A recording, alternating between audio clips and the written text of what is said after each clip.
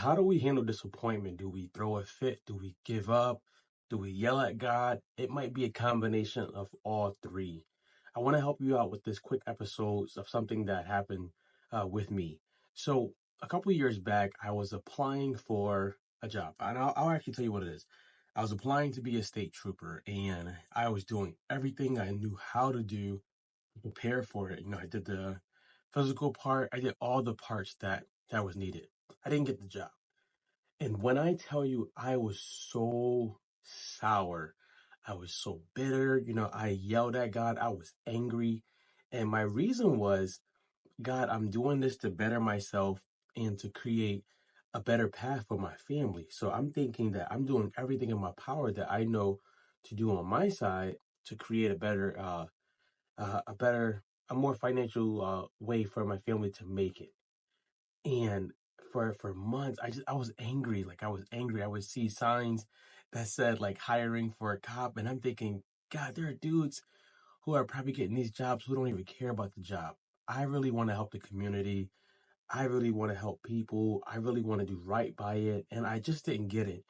And it came back up so many times, and disagreements. It came back up, and when I would try something new, I would feel like I'm gonna fail all over again. I'm disappointed. God, why didn't you give this to me?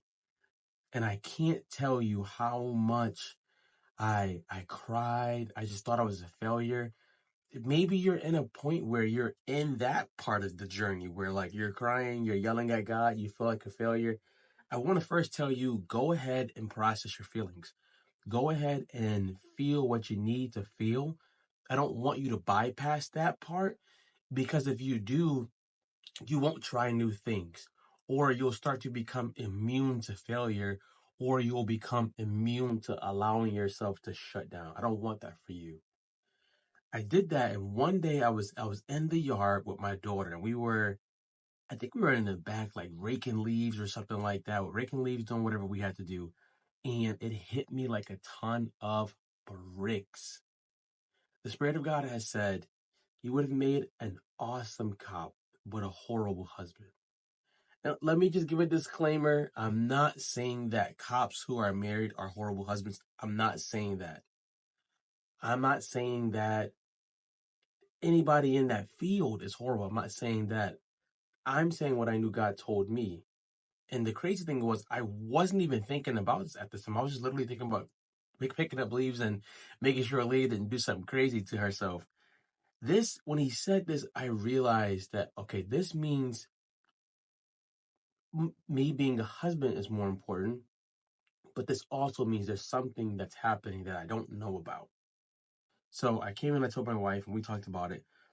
Fast forward years later, I realized I was in prayer this morning. This was about maybe 3 years ago, maybe. I'm in prayer this morning, and I'm reminded that this current transition that I'm going into or in, if I would have gotten the job also, I wouldn't have been able to do this new transition that's happening, which I'll reveal later. Because my mind would have been so occupied on just being a better state trooper. It would have been so occupied on, I'm already getting money, no reason to reach for something else. It would have been based on, I need to get this money to retire. I would have been locked into that.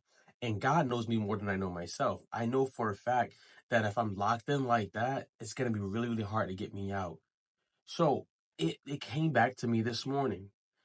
You never know when God doesn't give you something, you never know why exactly he's saying no, sometimes until later.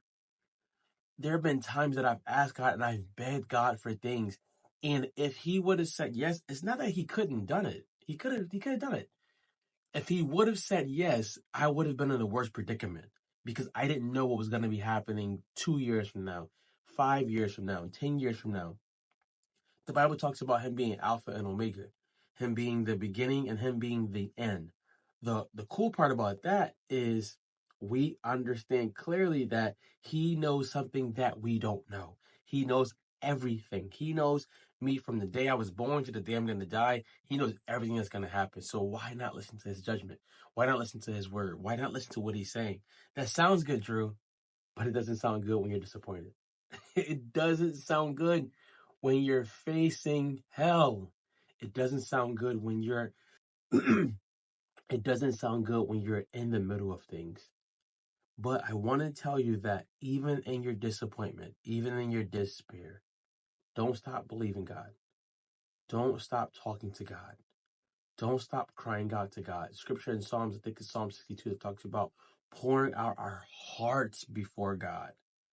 The cool thing and the amazing part about that is if I can pour out my heart before God, if I can not lean on my own understanding, if I can do these things and just vent to Him, then I get this emotion, my emotions, I get them under control. And I don't go and make some hasty decision. I don't go and make some decision that's going to cost me something down the line. I don't go and just give up. Pour out your hearts before Him. But if you're in a place of disappointment, you're in a place of despair, just know, even from Jeremiah 29:11, that God's thoughts is to give you an expected end. His thoughts are not to harm you.